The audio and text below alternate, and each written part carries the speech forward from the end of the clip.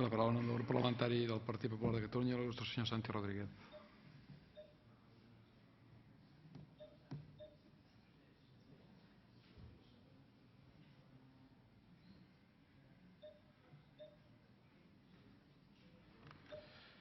Gràcies, senyor president, senyores i senyors diputats, honorable conseller. Fa només 2 setmanes en aquest Parlament vèiem una llei que era la de política industrial, que en principi res té a veure amb la que ens ocupa avui, però que tenia una característica que els grups de l'oposició vàrem denunciar molt fermament, i era que darrere d'aquesta llei de política industrial s'amagava un cert intent del departament competent en intentar estendre els braços del seu departament cap a les competències d'altres departaments. Amb una primera lectura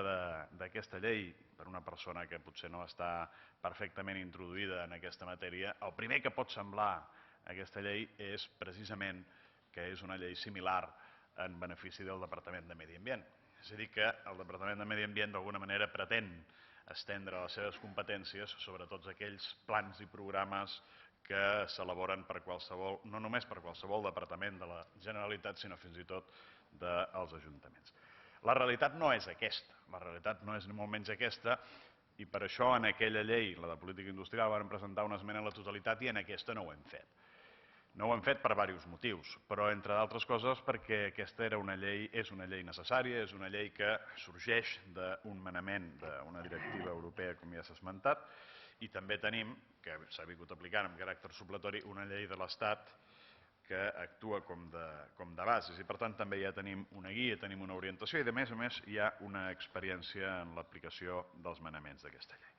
L'objectiu principal de la mateixa és, com ja s'ha dit reiteradament, la introducció d'aquestes consideracions ambientals en les eines de planificació de l'administració, fonamentalment, els plans i programes, i per tant preveure els efectes ambientals per anticipat, és a dir, fer-ho ja des d'una forma estratègica. Per tant, aquest projecte de llei és un projecte que dona resposta a un manament de la Unió Europea, però també dona resposta a la creixement sensibilitat ambiental que impregna la nostra societat, a la necessitat d'anticipar les repercussions sobre el medi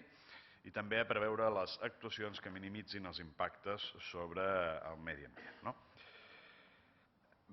Tenim l'altra experiència i val la pena diferenciar-ho de les declaracions d'impacte ambiental que afecten a projectes concrets. Estem parlant d'una avaluació ambiental que afecta a la planificació estratègica i no a aspectes concrets i, per tant, crec que és bo esmentar-ho per deixar-ho també clar, que ve a complementar altra legislació ambiental que hi ha en funcionament des de forces anys. Val a dir que la part més important, el gruix més important del contingut de la llei s'adreça a intentar resoldre un dels principals problemes que li veiem i que ja ha estat esmentat per part d'altres diputats. I és que s'intenta integrar aquest nou procediment d'avaluació ambiental en procediments ja existents per tal d'intentar conjugar aquesta necessitat de donar resposta a les necessitats ambientals amb la necessitat també d'intentar evitar que hi hagin dilatacions de terminis en els tràmits administratius d'aquests plans i programes. Aquest, per nosaltres, és el principal perill que té aquesta llei, el que pugui provocar dilatacions, retards importants en la tramitació de les eines de planificació i, per tant, des d'aquest punt de vista, nosaltres intentarem, a través de les esmenes parcials, en la mesura del possible, intentar corregir aquesta situació i intentar assegurar que no es produeixen retards degut a aquesta tramitació. Li hem de dir que els retards poden venir motivats per diversos aspectes. El primer és el propi d'un nou tràmit, tot i que hi ha una certa experiència, el fet que sigui un nou tràmit pot originar